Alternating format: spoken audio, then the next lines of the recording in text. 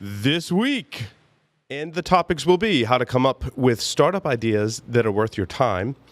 Earnouts can help eliminate the risk when buying a business. What exactly does minimum viable product actually mean? Why your explainer video matters to your B2B customers.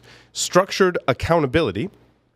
Then we'll take a break and come back and talk about startup and security notes of interest, how likely your startup is to get acquired, Karamba, CrowdStrike, Wandera, and I've got an update from CyberArk as well, who just keeps making acquisitions.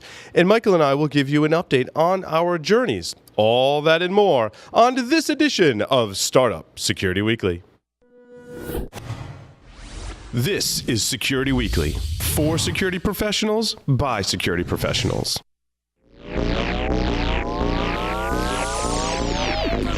Broadcasting live from G-Unit Studios in Rhode Island, it's the show about security startups, how to secure your startup, and advice for security startups. It's Startup Security Weekly. I need it from the top.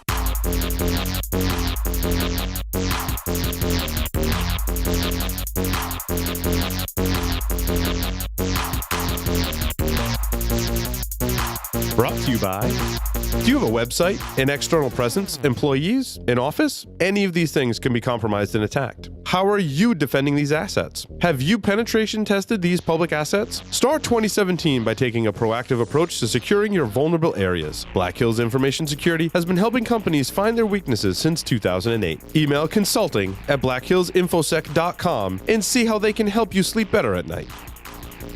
Welcome, everyone, to Startup Security Weekly. I'm your host, Paul Asadorian.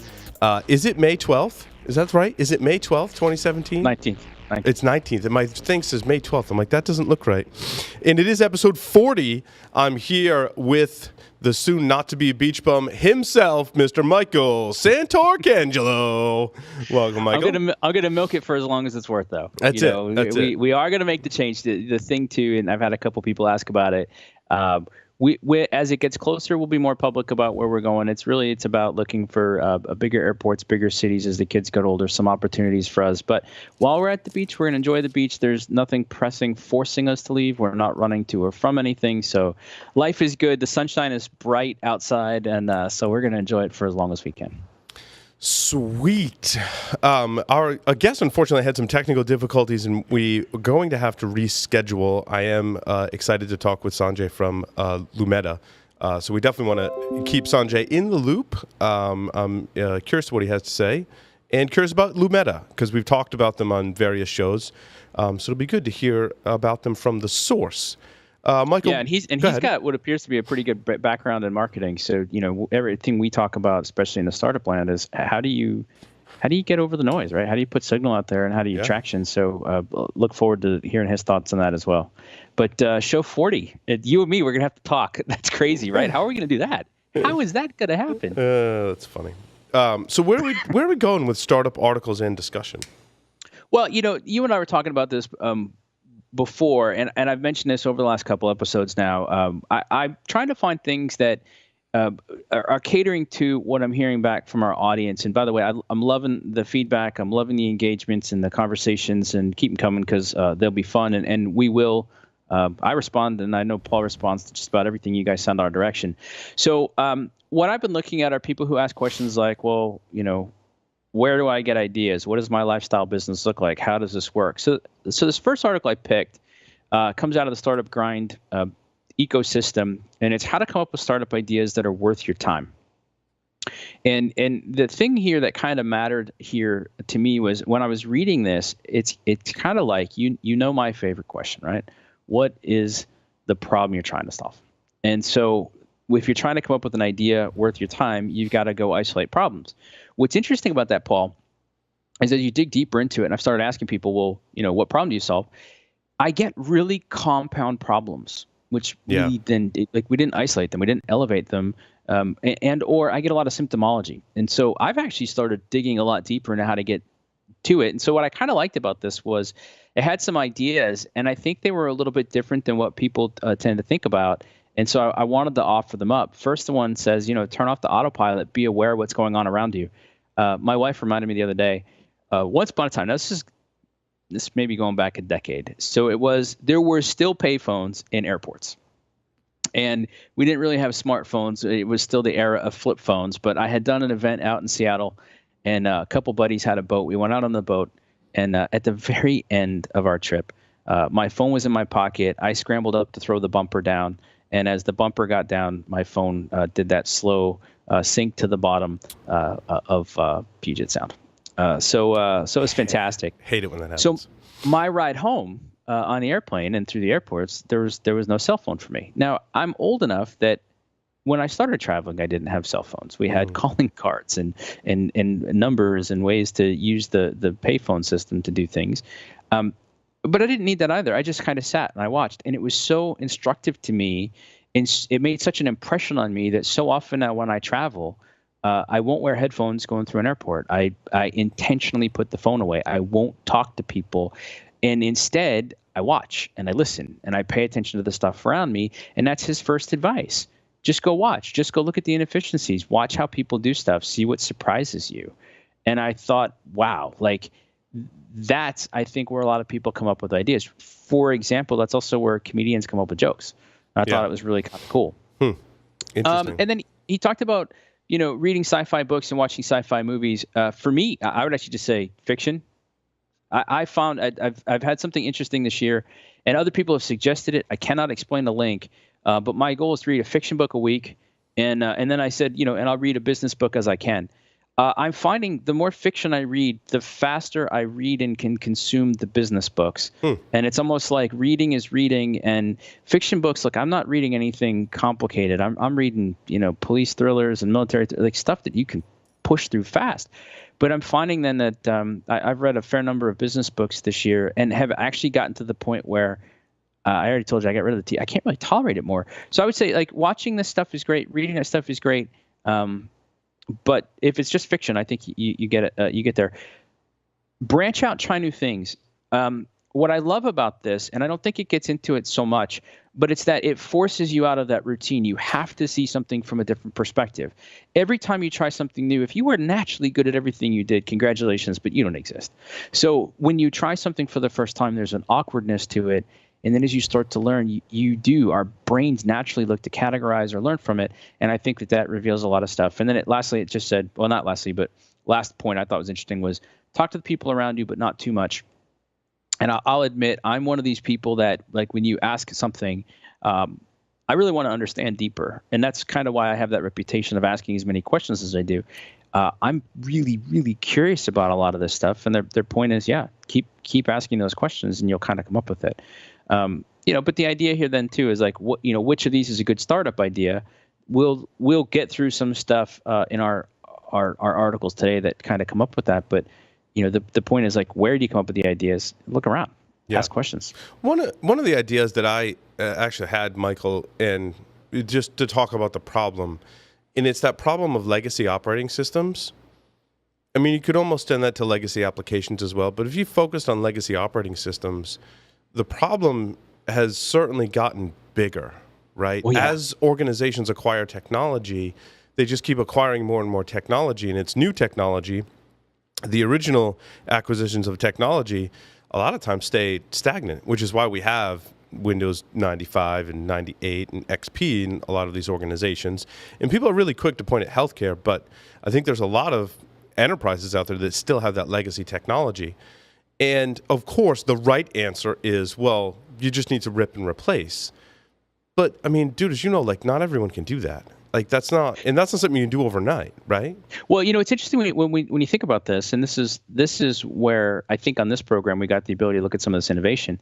A lot of people, right, after WannaCry have pushed that thing this week, and so I asked the question, right? Okay, but what's the problem? Well, the problem is it's built on all this legacy stuff, and I said, right, so go deeper. When they build the legacy stuff that we're predicating it on, so if we stay in healthcare, what was that regulatory burden like? What was the effort it took for them to build that, and what were their assumptions up front, and how long did that process take? And was there an opportunity to challenge any of those assumptions? You and I have talked about this before over the years. I mean, if you know that the average lifespan of an operating system these days is somewhere around 10 years, especially for things like Windows and stuff, and you're like in year 3 or 4, why are you predicating a system on that you're telling people has a lifetime of 20 years? That doesn't make sense. And yet we keep seeing that happening over and over. So then, in my world, that's okay, so what's the problem there? Like, why is that happening, and what's the solution? Let me ask you this question too, because I know you look at a lot of embedded devices, and you've educated me a lot there. Paul, why do we keep having people use multi-purpose machines and not baseline them or harden them? So you're making a POS reader, you're making a specific healthcare device or an ICS system, and you're letting it have all this other feature set that frankly it doesn't need. Why aren't we hardening those systems down or single purpose building them? Is there something obvious that we're missing? Yeah, well, I think there's two reasons. One, devices and even applications and operating systems, right, will include different features because maybe they're selling them to a different audience for a different use case that does use that feature, and it's cheaper to maintain one build system and one product line that you can just sell to multiple people and is already set up to do that, right? So that's one reason. The other reason is if I start taking features away and hardening, inevitably it breaks something, and there's this continuous cycle you have to go through to harden it, that the more you harden it, the more it's focused on one application. And if someone tries to use it for something different, it doesn't work, right? I mean, I see that in my own, just messing around with our web servers. I'm like, great, it's working. Okay, let's apply some secure configuration. Well, that just broke because of that use case. You know what I mean? So, and that happens because it's hard to make something efficient like that and usable. You know what I'm saying? And so then, yeah, all right. Then those knee jerks of why don't they just do X? Why don't they just do Y? Is kind of missing some of that complexity to it. And so to your point, that's where I think we have opportunities. I'll tell you another problem that I think is interesting. Like when you look at good startup ideas, just as a concept, somebody I respect here. I never got his permission to use his name, but I was at an event with him, and we were talking about IoT, for example, and he said, how come the government doesn't? And this will shock people who know me better, but why doesn't the government go create like a standard platform, open source? I mean, most of the stuff, like if NIST does something, right, there's no copyright on NIST stuff. So make it available, have everybody test it, get it to some baseline, make it extensible, and then that's your starting point. So if you're doing something IoT, that's your starting point. Because he said, like that solves a lot of the problems for us, because a lot of people are grabbing whatever they can find from wherever they can find it and hoping it works. But if you had something that was freely available and that's everybody's starting point, doesn't that start to solve the problem? I think it's novel. And if you're listening and you disagree, I'd love to understand why. But like to me, those are the ideas I love hearing more about, because I'm like, oh, that's an interesting way to look at it. And I think it is time to start looking at embedded devices and feature-rich devices and specific purpose devices that are using general-purpose software, and that the lifespans aren't matching up. Because I actually think that's the bigger challenge than whether it is or past. Moving forward, we can certainly, with process, aim to fix that problem. I still feel like people are just going to end up, even if they plan for it, it's expensive to rip and replace technology. Absolutely. And I think there's a more cost-effective way to let you use that previous technology, because unless there's a compelling reason to upgrade for features, you're not going to. And let's be honest, a lot of these specific applications don't need, like you said, they don't need all those features. They just they're using XP because it works on XP. They don't need Windows 10. Right. And that's, I think if you have technology that can help solve that issue, maybe manage the network segmentation, managing separate sets of credentials and authentication for it, things like that, I think are really interesting, because I think we're always going to have this legacy problem. Yeah. Oh, no. Yeah. And the speed with which we're moving right now, I don't think that the problem gets any easier to solve. I think it gets more complex to solve over the coming years. And so let's do this then. So, right, so this is open call, because we're always happy to amplify the innovation happening in this industry. So if you're solving this, or of a startup looking at these types of issues or solving this, or you're on the enterprise side, but you're racking your brain trying to think about these things, shoot us a note, and we'll have you on the show. We'll talk about it, and we'll go from there, because I think those things are important. Let's go then to this other story. What does minimum viable product actually mean anyway? And by way of introduction into it, I'm going to point out too, since I'm doing a lot of work now on the straight talk and value proposition, it is fascinating to me how equally confusing the concept of a value proposition is. So we'll save that for another time. But when I was looking at MVP, what kind of caught my idea on this was right in the beginning. It says, okay, so we picked 3 experts. Eric Ries, he did, I think, the Lean Startup, Marty Kagan, Steve Blank, and they each had a different, kind of similar and kind of different way of looking at the minimum viable product. And so, but then what I liked about this was the author of this said, okay, so I looked at this and I started to try to figure it out a little bit different. And here were the 2 quotes he liked, and I like these. You're selling the vision and delivering the minimum feature set to the visionaries, not everyone. An MVP is a down payment on the larger vision.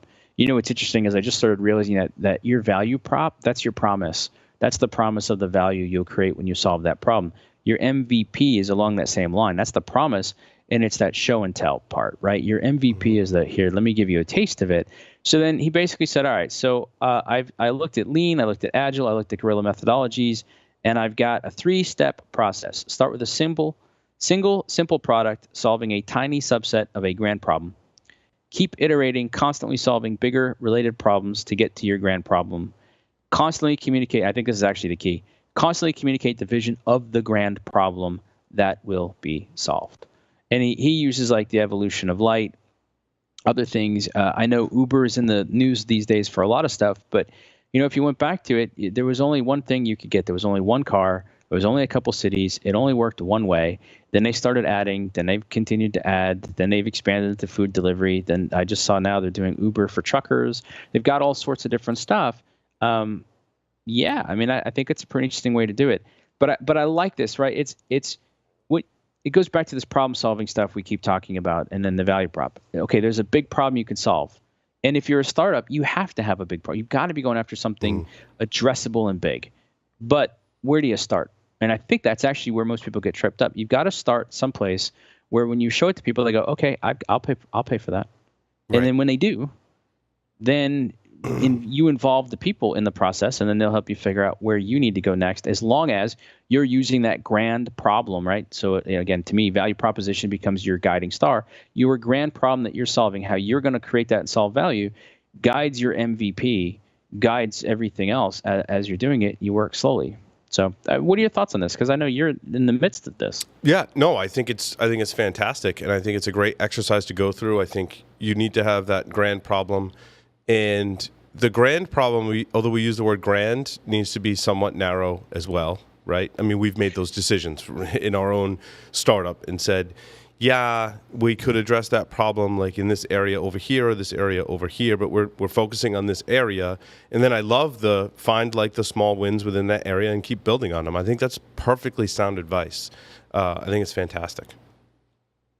Yeah, and I think you're right too. Like I think the idea of the grand vision is you don't have to do it all today, but there needs to be something to aspire to. And I think you're right though. It's kind of like my point earlier on compound problems. If the vision is too big and too complex, it's like, right, I'm sorry, what do you do again? I don't understand. You're like, we do A and B, well, and sometimes C and D and E. I think like I don't know. What do you need? We'll do that. No, yep, that's bad. All right. I put this one because it was interesting. So we're going to take a little bit of a twist here. Earnouts can help eliminate the risk when buying a business. All right. So I've had some of our audience reach out and they say, hey, what do you think of buying a business? And sometimes it's not even related to security stuff, but we're at a stage too where you and I were talking off air about how long we've been in the industry, and I'm over two decades now. So, it's interesting starting to look at, there are people that are older than us that have been doing this, that maybe it's time for them to retire, but they've got a business. All right, well, how do you get out of that business? And what if it is more of a lifestyle business? Is there something to do? How do you sell it? How do you transition it? And so what's kind of curious about it is, right, and let's do our obligatory bring up Shark Tank. If what's the value of the business? Well, we only did $200,000 in sales, but we could do $2 million. So we're worth $4 million. Wait, what? Mm-hmm. And so what happens a lot of times is, you've put your life and your blood, sweat, and tears into making something work.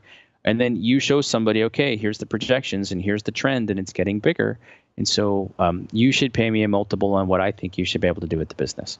Now, the challenge in that, of course, is how instrumental was that person in making that business operate? And so when the new owner comes in, can they maintain that? Now, they might be able to crush it. They might be able to do better than that. But what I've often seen is that transition is wrought with a lot of things that people didn't know. And so one of the ways to take that risk out is you do an earn out. So you agree to a price, and then some portion of that is carved out. And if the business hits the earnings that it's expected to hit, or like one of the examples it gave was retains 3 of the key clients at the same or a better rate. Okay, well then you'll get the rest of that money. So like, you're selling the business for, I don't know, $2 million. You carve out $1 million. You carve out $1.5 million. And then what happens sometimes in this too, and I actually happen to like this as a strategy, the founder or whoever owns the business ends up staying on, usually with a base salary and a potential commission in addition to their earnout to help you get up to speed, because then you've got an incentive to make money. Like, it's not like, well, I'm going to sabotage this so I don't make any money and don't have to pay them. No. Trust me, they're always structured so that if you're able to trigger that payout, you're doing well. It's like my accountant told me when I got started all these years ago. Don't worry about taxes. Don't worry about BS trying to avoid taxes. Be excited that you're making enough money that you pay taxes, and then don't get too freaked out about it. Oh, yeah. I like it because it's the opposite of an earn in, right? Yeah. Because I've seen it when you said earn out. That's why I was like confused. And then I was like, oh, I've done the earn in or seen the earn in thing. I think actually work pretty well. And I think it's pretty relevant to our field. And where I've seen this, Michael, is with training classes, right? And I think in security training is a huge deal. And let's say you've spent the time, the hundreds of hours it takes, and you've built a course, right? And you've started marketing that course and selling that course, and you own that course. And then eventually, I think some instructors are just like, I want to move on, right? Or I want to go off and do another thing. Maybe I want to go do my own startup, and this is, sucking up a lot of my time. The new instructor doesn't have the cash to just buy outright for the value of that class. And it's very much like a startup, right, Michael? I mean, there's a value associated with it. Absolutely. And so the new instructor and owner of the class will come in and help start maintaining the courseware, teaching it and marketing it. And the percentage of revenue just slowly shifts over time until you own the course. So it's like I would call that an earn in. That's an earn in. Yep. Yeah, and I've seen that work really, really well. And I think it's a great thing, and I've seen a lot in our industry. It's a great thing if you want to, transition to doing courseware. And then, of course, you can always turn around and do the same thing when you're ready to move on. Some people just like to stay teaching, but sometimes they like to teach different things. So I think that's a really good business model to have. Yeah, and in fact, right, in either direction, and that to a certain extent too, right? Like, so the earnout's just saying, look, here's your revenue target, here's the price, and I'll help you get there. I've also seen both of these work, more of the earn in too, with partners, and so like when you set up an agency or a partnership, but like I'm talking more like a management consulting partnership. There's a buy-in at that level. Well, a lot of people don't walk around with a couple $100,000 or more in cash.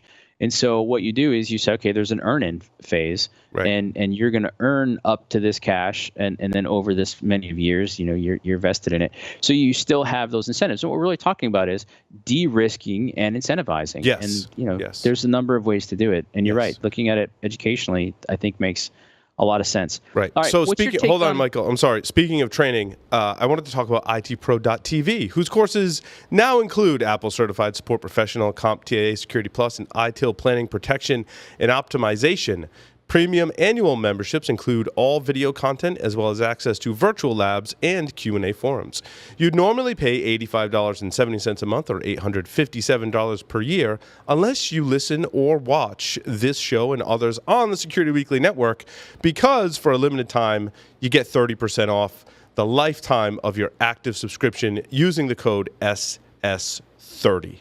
And speaking of training, I thought that was a good segue. I don't know. I love you're my A for the day, Paul. you got an A for the day. Taking a look at that. And that's a different training module, and there's different I think aspects of that business as well. I think both from a consumer standpoint, It's a great kind of minimum buy-in, especially if you get the discount from our network. You get to stay up to date. I think it enhances your other training, like you might get, Michael, from the SANS Institute, who's putting on the Pentest Hackfest Summit. You like that, huh?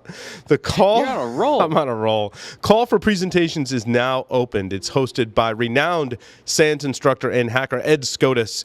They're looking for presentations on new attack techniques, remediation, challenges to existing security methodologies, and improving the business value of penetration testing. You can send your submissions to pentestcfp@sans.org by 5 p.m. on Friday, May 26th. And with the subject line, SANS Pentest Hackfest Summit CFP 2017, the event will take place in November 13th through the 14th at the Hyatt Regency in Bethesda, Maryland. How about that? How about that? It's awesome. That's awesome. I like it. We even worked a meme. I like it. Yeah. Oh no, we're full service. We don't mess around. That's it. All right. So you're in the world of video. And we talk a lot about the sponsors that we like and how this show promotes them in the video and stuff. So what do you think of explainer videos? Do you use them? Do you like them? What's your take on them? You have to know your audience and where you use them. In other words, if you put a high-level explanation of the problem you solve in a place where technical folks are expecting something technical and a how-to, you have to be very careful. And that's often where I've seen people fall down in this and do it really well, right? And it's interesting because we're talking about doing this for our own startup. John and I, have a lot of experience creating videos, and it's all about just tuning for your audience, right? Making sure they get the right content in the right place and that it's timed correctly. And that's one thing that I'm still tweaking this strategy, Michael. Like, how long will people watch a video? In what medium are they going to watch it in? How are they going to watch it? So there's a lot of things to consider. It can be very powerful, of course. They say a picture speaks 1,000 words. Well, a video can speak 1,000,000 words, I think. And I think it's important to have these well-placed and well thought out about who your audience is going to be and how and where they're watching them. And if you tune your content right, I've seen some of our videos do really well and some not so much. And that's, a constant tuning process that we're always in. And I think as a startup or anyone with a product company, even a service company, right? You want to tune that content for your audience, and it can be really awesome, or you could not get any traction at all. And there's definitely a specific set of guidelines for that. I dig that. I'll tell you a couple of things I've noticed in terms of explainer videos. So the way that this article lays it out, and I think it's pretty cogent, is it's a 30 to 90 second to just give you that taste. And we've all seen the ones that are the whiteboard or the quick little animations. An explainer video could just be a PowerPoint or some sort of an animated slide deck, a non-animated slide deck, a discussion. Are you having a way to communicate with somebody? And I think, I can't help it now, but right. So we look at value prop, right? It's that category, it's that context. Like who's your audience, and did you match the message to them? Can you quickly tell me the problem, the value, the impact? Then did you deliver it the right way? Is there a consistency in the message, right? So what's neat for me is you just tripped all of those triggers as you went through it. When you asked about timelines, so there's two things I think are interesting. And what we're finding is these trends, and this has a link to this one. 54% of senior executives share work-related videos with coworkers every week. Now, I mean, like it or not, I've been an executive now for a while. I sometimes bristle at the thought. That's why I hesitated there. But the reality of it is, I've been on boards. I work with boards. I work with executives. I run my own company. I've been looking at this. If you looked at this 5 years ago, that number was anemic. It was so small percentage-wise. And what I've noticed in my own stuff is, if you send me something and say, here's a 25-minute video, I don't watch it. Here's a 30-minute video, I don't watch it. Here's a 3-minute video, I'll watch 5 in a row. Here's a 15-minute video, I won't watch it. Here's 5 in a row, 3 minutes, I'll watch them. Same amount of time. It's fascinating how that works. So I've dug deeper into it. Now there's this other, if you've heard of it, right. So if you look at it, right. So there's, and Paul, a ton about this. So more for our audience. We all know YouTube. There's Vimeo, and you can pay. There's a pro level at Vimeo. There's Wistia. There's a pro level you can pay at Wistia. Wistia has done something remarkable. They've essentially sewn themselves into the back ends of a lot of these online training platforms. So they have absolutely billions of views and everything to take a look at. They came out with a report within the last year, and it was kind of interesting because they said, conventional wisdom says it's 30 seconds, no more than 90. They said, no, we can tell you, we've looked at it. You got 2 minutes. And they said, if you got to err on the side of it, err on the side of 157 instead of 203. But, it's that first drop off is at 2 minutes, not 90 seconds. And then it kind of levels out again at around 6 minutes or so. And then it drops off again after 12 minutes. And so basically what they said is, if you're going for that quick hit, it's got to be under 2 minutes. It's got to be tight. If you need to explain it a little bit better, you're looking at the range of 6 to 12 minutes, but then don't kid yourself. Don't be like, it's got to be 8 minutes, which is a number I see floated around a lot. They're like, if you produce the right content, you can do it to 12. And then they always come with this warning, don't go longer than 12. You will drop off precipitously. Now, if you think about the way that we do programming and all sorts of other stuff, what happens in sitcoms, what happens in news production, what happens in talk radio, what happens in sports radio, it's all crafted around these exact same things. Now, is that shaping our perception or whatnot? I don't know, but here's what we do know. The executives, the people you're trying to influence, they're paying attention to this stuff more.